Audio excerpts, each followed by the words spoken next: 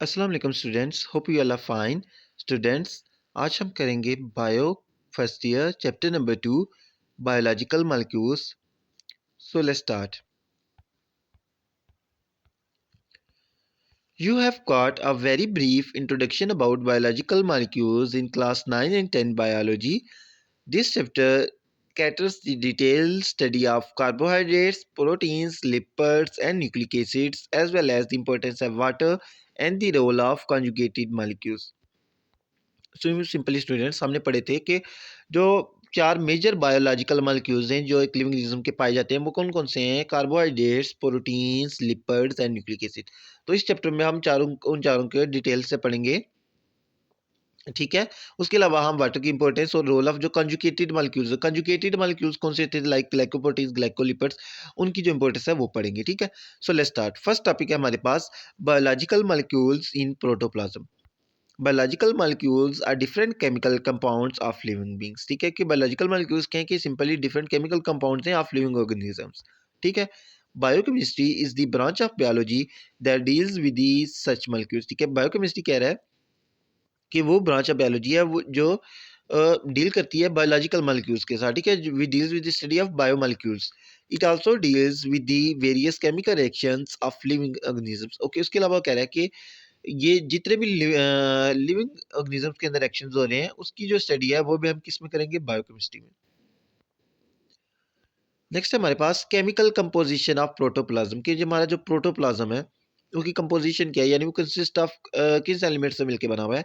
Approximately 25 elements out of 92 naturally occurring elements of Earth are found in organism.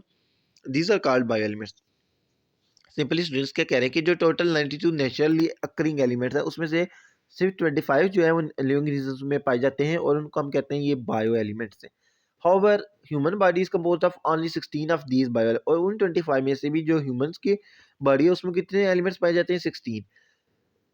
These 16 elements can be classified on the basis of their proportion in organism. इन 16 को भी हम उनकी जो proportion है कि वो कितने परसेंट प्रेजेंट है उसकी बेस में क्लासिफाई कर लेते हैं into major and minor elements. The six common bioelements that constitute 99% of protoplasm are called major bioelements. Students, वो कह रहे कि जो उन 16 में से जो 6 एलिमेंट्स हैं वो हमारा 99% प्रोटोप्लाज्म उनसे मिलकर बनाता है और उनको हम कहते हैं कि ये मेजर बायो एलिमेंट्स हैं। Minor bio elements are those that are found as less than 1%, whereas those that are found as less than 0.01% are called trace element. Okay, जो 1% से लेस प्रेजेंट है हमारे अंदर बायो एलिमेंट्स उनको हम कहते हैं कि ये माइनर बायो एलिमेंट, और जो 0.01% से भी कम अमाउंट में प्रेजेंट है उनको हम ट्रेस एलिमेंट्स कहते हैं, यानी ट्रेस अमाउंट में वो प्रेजेंट होते हैं, ठीक है। The proportions of these elements are given in figure 2.1। कह रहा है फिगर 2.1 में देख सकते हैं कि कितने परसेंट प्रेजेंट होते हैं। अगर आप ये देखें figure 2.1 proportion of various bio elements in human body, इसमें से जो 16 में से जो 6 मेजर हैं जो 99% हमारी बॉडी का बनाते हैं, वो 6 कौन कौन से हैं? ये जो आपको नजर आ रहे हैं बार ग्राफ की शक्ल में, oxygen, carbon, hydrogen, nitrogen, calcium और फास्फोरस। इसमें से भी जो ऑक्सीजन है वो 65%, कार्बन जो होता है वो 18%, hydrogen 10, nitrogen 3, calcium 2 and phosphorus 1% present होता है, ठीक है। माइनर एलिमेंट्स में हमारे पास आ जाते हैं potassium 0.3%, sulphur 0.25%, chlorine 0.15%, sodium 0.15% and magnesium 0.05%। इसके अलावा जो ट्रेस एलिमेंट्स हैं उसमें आ जाते हैं iron, copper, manganese and zinc. ये भी प्रेजेंट होते हैं लेकिन वेरी ट्रेस अमाउंट यानी वेरी लेस अमाउंट में, ठीक है। ये जो आपको 6 मेजर बायो एलिमेंट्स हैं इनकी परसेंटेज पता होनी चाहिए कि कौन सा एलिमेंट कितने परसेंट में प्रेजेंट है, like oxygen 65, carbon 18, hydrogen 10 and so on, ठीक है। Some trace elements such as iron are needed by all forms of life, others are required only by certain species. अब कह रहा है कि जो कुछ ट्रेस एलिमेंट्स हैं कुछ फॉर्म लाइफ में रिक्वायर्ड होते हैं उनमें प्रेजेंट, कुछ में जो अदर रिक्वायर्ड बैलेंस कुछ जो थे वो सर्टेन स्पीशीज से रिक्वायर्ड होते हैं तो उनमें प्रेजेंट होते हैं। The bio elements are combined with each other and can form thousands of different biomolecules which may be inorganic and organic. Okay, अब कह रहे हैं ये जो बायो एलिमेंट्स है ना, ये कंबाइन होके थाउजेंड्स ऑफ मालिक्यूल्स बना सकते हैं, ठीक है। लाइक कुछ उसमें इनऑर्गेनिक भी हो सकते हैं, लाइक वाटर एंड मिनरल्स, और ऑर्गेनिक भी हो सकते हैं, like carbohydrates, lipids and proteins and nucleic acids. The proportion of these biomolecules are given in the table. अगर आप ये टेबल 2.1 देखें, इसमें आपको दिया हुआ है proportion of various biomolecules in bacterial and mammalian cell, यानी मैमल और बैक्टीरियल सेल का बायोमोलिक्यूल का कंपैरिजन दिया हुआ है। बायोमोलिक्यूल से हमारे पास वाटर, बैक्टीरियल सेल में 70%, मेमेलियन में भी 70%, प्रोटीन बैक्टीरिया सेल में 15%, मेमेलियन सेल में 18%, carbohydrates 3% and 4%, lipids 2 and 3%, DNA 1%, 0.25%, RNA 6%, 1.1%, other organic molecules 2%, 2%, and inorganic ions 1%. The four fundamental kinds of biological molecules are carbohydrates, proteins, lipids, and nucleic acid. कह रहे हैं जो चार basic biomolecules हैं वो कौन कौन से? Carbohydrates, proteins, lipids and nucleic acid.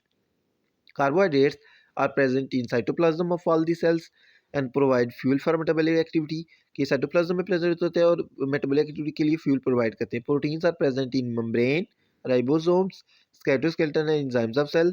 Lipids are present in membrane and cytoplasm. Lipids provide a reserved energy source. ये protect and insulate the cells. The nucleic acid DNA is present in chromosome. It controls the cell activity. The nucleic acid RNA is present in the nucleoplasm and cytoplasm. It takes genetic information from DNA and play a role in protein synthesis. So next topic है students हमारे पास condensation and hydrolysis. A macromolecule is high molecular weight compound which is made from many repeating units. कह रहे कि एक macromolecule क्या होता है कि हाई मॉलिक्यूलर वेट कंपाउंड होता है, ठीक है। ऐसा कंपाउंड जिसका मॉलिक्यूलर वेट हाई होता है, जो क्या होता है कि which is made from many repeating units, बहुत सारे रिपीटिंग यूनिट से मिलके बना होता है, ठीक है। Molecules built like this are known as polymers. जो मॉलिक्यूल्स इस तरह से बनते हैं उनको हम पॉलीमर्स भी कहते हैं, ठीक है।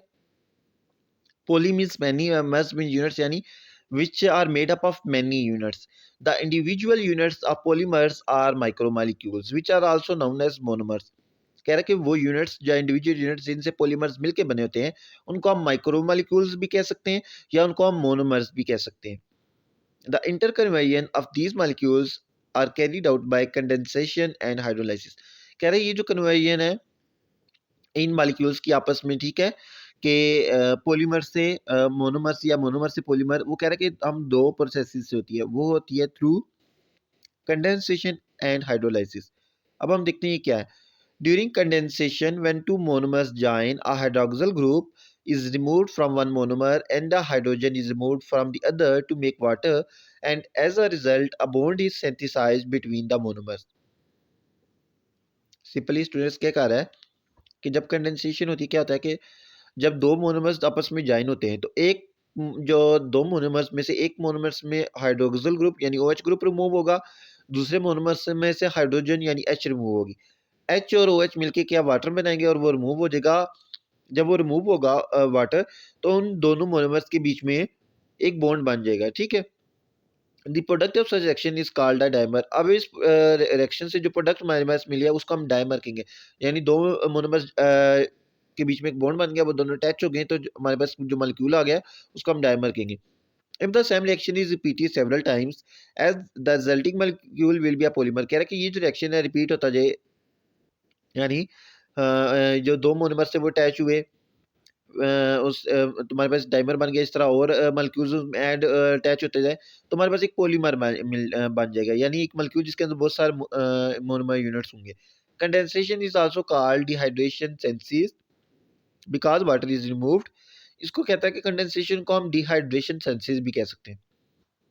क्यों? क्योंकि इसमें डिहाइड्रेशन होती है, यानी वाटर का रिमूवल या लॉस। तो कह रहा है क्योंकि इसमें वाटर रिमूव हो रहा है तो डिहाइड्रेशन हो रही है एंड बॉन्ड सेंस बन रहा है, तो इसको हम सेंसिस भी कह सकते हैं।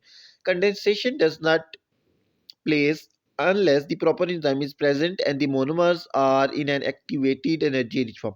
कह रहा है कि कंडेंसेशन तब तक नहीं होगी कि जब तक कि कोई प्रॉपर एंजाइम अवेलेबल ना हो जो क्या करे कि कंडेंसेशन करवाए, या मोनोमर जब तक एक्टिवेटेड एनर्जी फॉर्म में ना हो।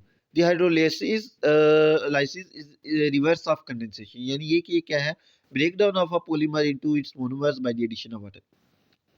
सिंपली स्टूडेंट्स, हाइड्रो मीन्स होता है water, lysis mean break down, यानी break down of a molecule करनी है in the presence of water या बाय एडिशन ऑफ वाटर, ठीक है।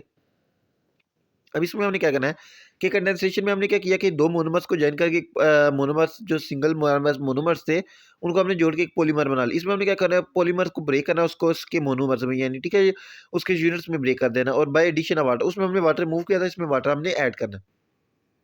During hydrolysis NaOH group from one water is attached to one monomer and hydrogen is attached to other monomer. Actually all digestion reactions are examples of hydrolysis. Actually कह रहा है कि hydrolysis में होता क्या है कि जो वाटर होता है उसका जो OH होता है वो एक मोनोमर के साथ जाके अटैच होता है, हाइड्रोजन दूसरे मोनोमर के साथ अटैच होता है और दोनों के बीच में जो बॉन्ड है वो ब्रेक हो जाता है। ठीक है, कह रहा है कि जितने भी डाइजेशन रिएक्शंस है वो मोस्टली एग्जांपल्स है हाइड्रोलाइसिस की, which are controlled by enzyme such as carbohydrases, proteases, lipases and nucleases. So students, ये हमारा टॉपिक कंप्लीट हो चुका है। होपफुली आपको समझ आ गया होगा। If you have any doubt you can ask in comment section. Thank you.